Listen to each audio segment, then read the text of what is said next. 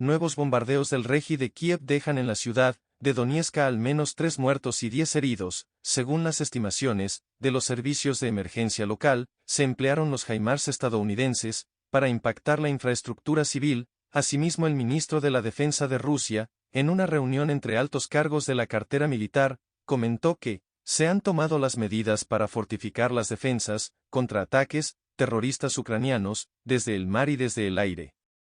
Actualizaré con los últimos datos que proporciona tanto el Ministerio de la Defensa de Rusia como otras autoridades. Vamos a ubicar precisamente en el mapa Donetsk, que de nuevo bombardeada, población civil, bombardeada por parte de las fuerzas ucranianas, precisamente en distintas zonas. Durante esta jornada ya tenemos el saldo actualizado, al menos 3 muertos, y más de 10 heridos, por lo menos 10 heridos. Durante los ataques de esta jornada, se habla de algo más de 20 proyectiles, y estamos hablando además de sistemas Tochka, modelos estadounidenses, HIMARS. Esto, confirmado por autoridades y servicios de emergencia locales, han tenido que apagar el fuego en por ejemplo, ese transporte público, 2 vehículos civiles. El ataque ha llegado a edificios administrativos, por supuesto edificios residenciales. La dimensión del daño la estamos apreciando ahora mismo. ¿Y qué te parece, Betsa, si es que escuchamos a los residentes de la zona,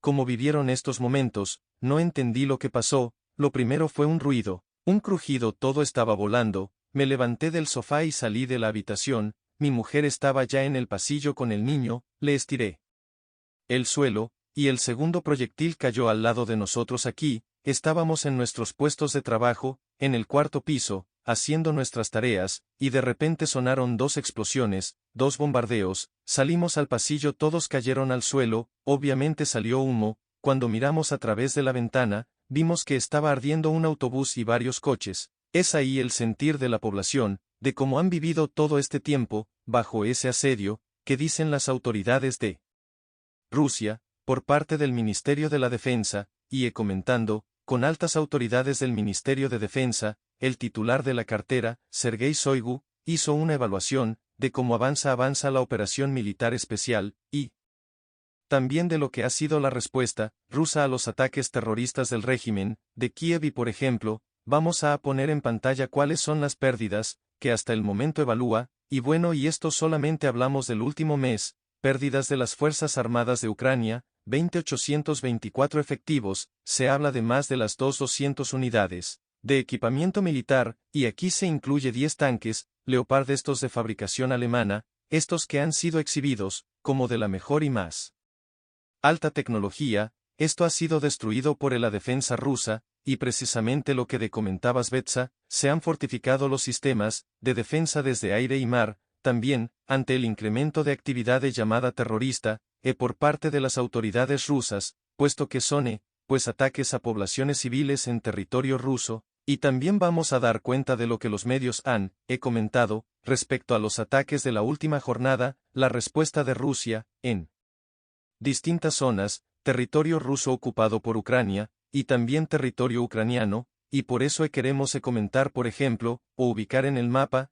Esta parte de Kharkov se encuentra en Ucrania, pero es en el ala este. Hablamos de que el Ministerio de Defensa confirmó un ataque contra la planta de fabricación de aeronaves no tripuladas de esta zona en Kharkov, y además en Kramatorsk, que por cierto se ha confirmado en Kramatorsk, por ejemplo por el Ministerio de Defensa de Rusia, que también se dio en zonas de concentración de personal y maquinaria bélica. Los medios hablan de también ataques en Gerson, Slaviansk, pues una situación compleja, la que se ha estado viviendo. Si te parece, escuchamos a Sergei Shoigu, porque también habló al respecto, en el contexto de una supuesta contraofensiva fallida. El régimen de Kiev, con el apoyo de patrocinadores occidentales, se ha centrado en llevar a cabo ataques terroristas contra la infraestructura civil en ciudades pueblos de la Federación de Rusia. Teniendo en cuenta la situación actual, se han tomado medidas adicionales para aumentar la protección contra ataques desde el aire y el mar. La intensidad de los ataques contra las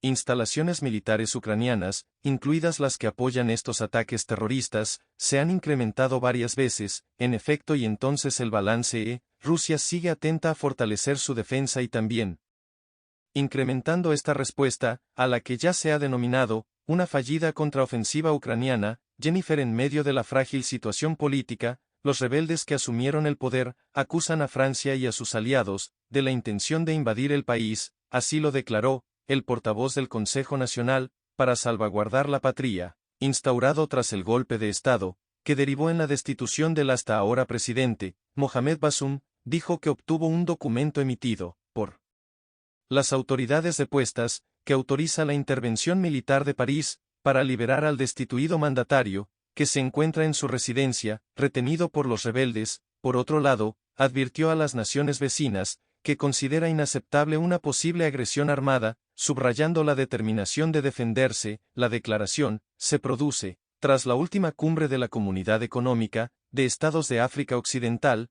donde se debatió la disposición de sus miembros a lanzar una operación militar en Níger, en caso de desobediencia de los rebeldes, unos ultimátums, que contaron con el pleno apoyo de Washington, todo ello mientras en el propio Níger se vivieron manifestaciones multitudinarias, en apoyo a los militares sublevados, así como en contra de la presencia de Francia en las bases extranjeras en su territorio. El país alberga actualmente un importante aeródromo militar galo y contingente de una serie de naciones occidentales, mientras los medios aseguran que Níger puso fin a las exportaciones de uranio y oro a Francia. Es que se trata de los principales intereses estratégicos del país galo, es solo uno de los numerosos ejemplos de cómo el continente africano, en general, está sujeto a la explotación de sus recursos naturales por parte de las naciones occidentales. En muchas ocasiones África pierde, o directamente podríamos decir que siempre no, desde hace mucho tiempo sí, pero bueno, empecemos hablando del sector minero, concretamente del uranio en Níger. Él produce 0,5% de las res tienen, mejor dicho, 0,5% de las reservas de uranio están en Níger, 0,5% de las reservas mundiales están en Níger. Francia es el principal importador. También se puede decir que la Torre Eiffel, 1/3 de todos los hogares de Francia, están iluminados gracias al uranio de Níger, que, en territorio africano, produce polución, pocos beneficios de la extracción. Además, como dato para comparar, hay que decir que la población en Níger, el más del 40% está en la extrema pobreza, y por otra parte, entonces hay que comparar también con algunos de los resultados que surgieron a partir de la cumbre Rusia-África de la semana pasada. Hay en el sector nuclear negociaciones con más de 20 países de África, construcción de centrales nucleares, creación de centros de ciencia nuclear y explotación de yacimiento de uranio. No, también vamos a hablar del cobalto, particularmente de la extracción del cobalto. En la República Democrática del Congo, es un metal esencial para la transición a las economías verdes, que es un objetivo, o uno de los objetivos principales de países europeos, como Francia y Alemania. Pero los mineros que extraen cobalto trabajan en condiciones infrahumanas, agotadoras y degradantes. Esto no lo decimos nosotros, no lo dicen los mismos medios occidentales. Esta aclaración, para que después no hablen de fake news y demás, que tenemos también contrabando, algo que podríamos imaginar que obviamente y lamentablemente sucede en África, contrabando de piedras y metales preciosos de África, lo cual no contribuye obviamente al bienestar de los países de origen. Y hay que agregar que muchos de estos metales terminan en Europa, en algunos países europeos. Ahora aquí vemos todo el tema de los metales, pero si nos vamos al campo, a la agricultura, en específico al cacao, también hay problemas. Al chocolate no. ¿Qué pasa? Que don bueno, cacao que se usa para hacer chocolate, rico por cierto, delicioso, y Europa es el principal consumidor de chocolate. Si hablamos particularmente de Ghana y Costa de Marfil, los dos principales productores de cacao en el mundo, más de 1,500,000 menores de edad trabajan en la producción de cacao. Esto es algo obviamente una desigualdad y algo totalmente criticable. De los niños no, pero hay que aclarar una cuestión. Hace algunos años hubo un acuerdo para que los que comercian cacao puedan pagar 400 pesos más por tonelada. Empresas grandísimas como Nestlé, por ejemplo, dijeron que sí, bueno, vamos a pagar 400 más, pero parece ser que no están cumpliendo con ese acuerdo. Hay algunos detalles más para conocer de esta problemática, que nos cuenta un economista que consultamos. Escuchen, en el caso por ejemplo aplica a no comer cacao en países como Costa de Marfil. es la depredación de la naturaleza, mucho del cacao que se produce en el occidente africano, viene de deforestación absoluta, monocultivo de cacao también de mano de obra, de niños en cuando se enfrentan a sequía, pues la producción de pescado, que se lo disminuye significativamente, y ahora pasamos al café. También tenemos que hablar de esto porque, por ejemplo, el presidente de Uganda la semana pasada en la cumbre, dijo que el mercado del café genera un beneficio de 460.000 millones de dólares, a nivel global, pero África recibe tan solo 2.500 millones, hay un país europeo, que recibe mucho más que todos los africanos juntos, Alemania se queda con 6.800 millones de dólares, de este beneficio total, Alemania que no hace poco en verdad por generar, en el inicio de esa cadena de producción, Alemania no está básicamente lo comercializa, pero se queda con muchísimo más. Este mismo presidente ejemplificó esto como una especie de esclavización moderna que ya no tendría que ocurrir, y vamos a verlo ahora ya para cerrar en porcentajes, porque el mercado global del café África produce poco más del 11% pero gana poco menos del 1%, no las ganancias para África, de todo este mercado en menos del 1%, obviamente una desproporción inaceptable, que habría que comenzar a reducir, así es y quizá pueda empezar a pasar, a partir de los acuerdos que hubo la semana pasada, sí con los nuevos lazos comerciales, que esto cambie pese al fin de la época colonial, África continúa en la misma lógica de sumisión, Occidente, lo que hace el mundo occidental, históricamente.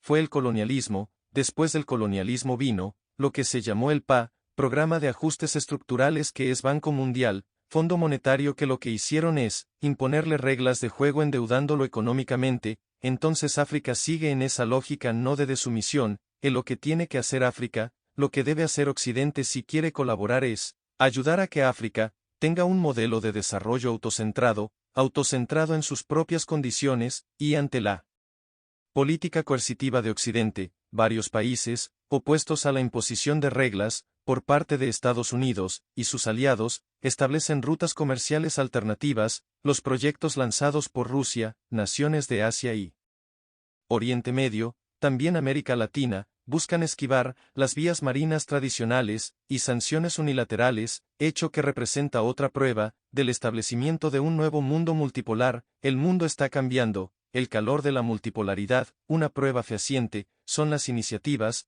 para establecer rutas comerciales alternativas. Uno de los máximos exponentes es el Corredor Internacional de Transporte Norte-Sur. Esta red de 7.200 kilómetros va desde San Petersburgo en Rusia hasta Mumbai en la India, pasando por el Cáucaso y el Mar Caspio, incluye pasos marítimos ferroviarios y terrestres, para acelerar el traslado de mercancías a Moscú, y Teherán acordaron la construcción de un tren en territorio persa. Además, Emiratos Árabes Unidos desea invertir en el proyecto. Cabe destacar que la normalización de las relaciones entre Irán y Arabia Saudita, con el auspicio de China, aportan mayor seguridad. Rusia planea duplicar el volumen de exportación por esta vía, para 2025 y triplicarlo para 2030, sin embargo este no es el único corredor que permite conectar Europa y Asia, más rápido que el Canal de Suez. También se encuentra la Ruta Marítima del Norte, cuyo desarrollo están dispuestos a promover. A Moscú y Pekín, las políticas coercitivas de Occidente evidenciaron la necesidad de disponer de otras opciones. Esto también quedó reflejado tras el accidente del buque Ever Given, que puso en jaque a la economía mundial en 2021, y que ocurre en América Latina. México busca inversiones para avanzar, con el corredor interoceánico del Istmo de Tehuantepec. La obra une el Pacífico con el Atlántico. De fondo, la falta de lluvias amenaza el Canal de Panamá, por lo que las autoridades anunciaron restricciones a la navegación. Medios reportan que esto afectará directamente los sectores clave de la economía de Estados Unidos, país que más utiliza esta ruta comercial. El grupo de diarios América hizo un análisis del panorama de las cárceles de varios países latinoamericanos. De acuerdo con los datos obtenidos, las tres naciones con mayor población penitenciaria durante los últimos 7 años son Brasil, Argentina y México. En esta última,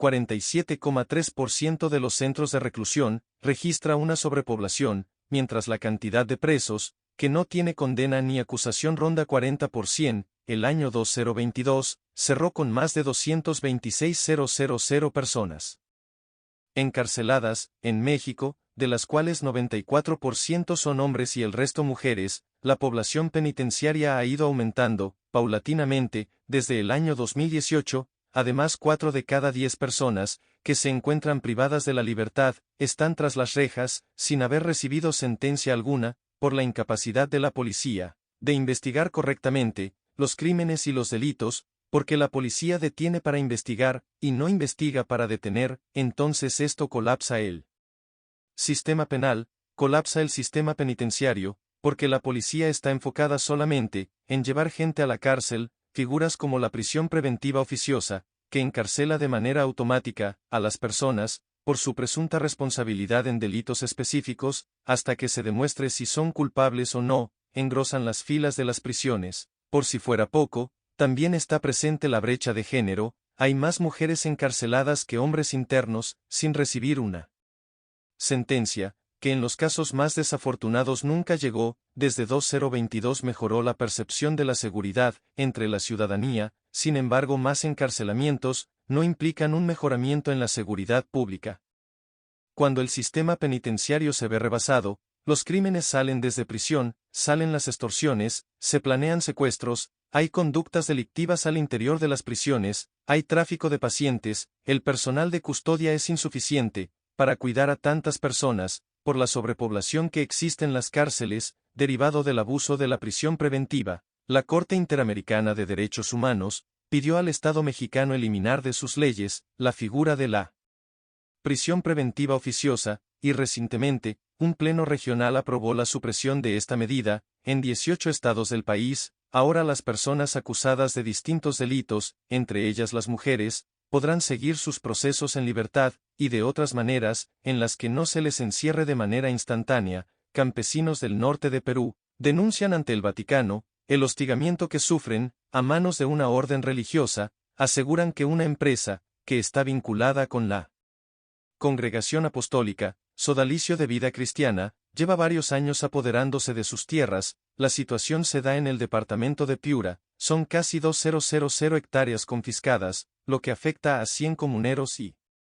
sus familias. Ante esto el Papa Francisco envió a 2 emisarios, para investigar los hechos y otras imputaciones, como abusos sexuales y problemas económicos. Los campesinos, la gran mayoría de ellos indígenas, perdieron sus tierras, debido al cambio del nombre, de titularidad de varias empresas, ahora son demandados por diversos delitos, por defender su territorio. La presión en la zona está llevando a la extinción de los indígenas. Cuando se instaló la Oficina Nacional de Derechos Humanos, aquí en Piura, se ha articulado una mejor manera de defender, momentáneamente, las tierras de la comunidad indígena, de San Juan Bautista de Catacaos, no entre ellas entre las denuncias, que mayormente los comuneros, parte de esta comunidad indígena, son el homicidio, el abigeato, la deforestación y la contaminación, que se hacen a sus tierras. Después también tenemos lesiones graves, leves y usurpación agravada a la postura del gobierno en un primer momento es defender a la comunidad indígena y como está la situación en el norte del Perú, esto no está sucediendo. Esto trae como consecuencia que una de las comunidades indígenas más grandes de nuestra nación se extinga, perdiéndose sus tierras y con ellas sus costumbres, su historia y su religión y entre otras cosas, que datan desde antes de la venida de los españoles. Actualmente, la comunidad indígena San Juan Bautista de Acatacaos no tiene ninguna postura de protección gubernamental.